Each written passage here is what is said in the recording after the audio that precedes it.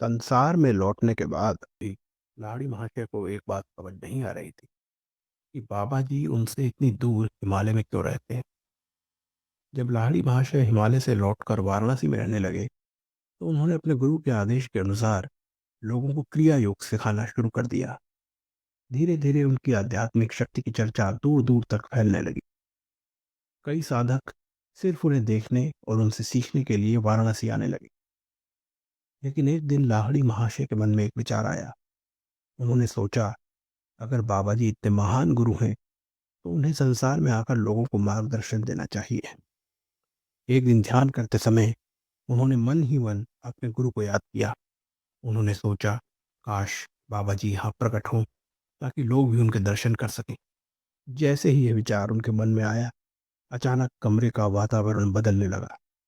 चारों ओर एक दिव्य प्रकाश फैल गया और उसी प्रकाश के बीच महाअवतार बाबा जी प्रकट हो गए।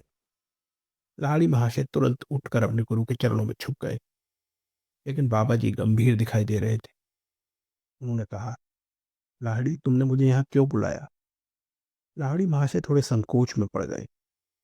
उन्होंने विनम्रता से कहा, गुरुदेव, मैं चाहता था कि लोग भी आपके दर्शन करें।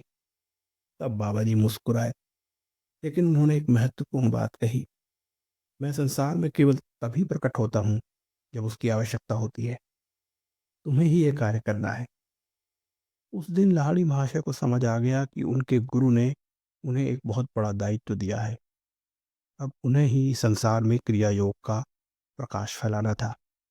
और उसी दिन से लाहिड़ी महाशय ने पूरी निष्ठा के साथ अपने गुरु की इस परंपरा को आगे बढ़ाना शुरू कर दिया।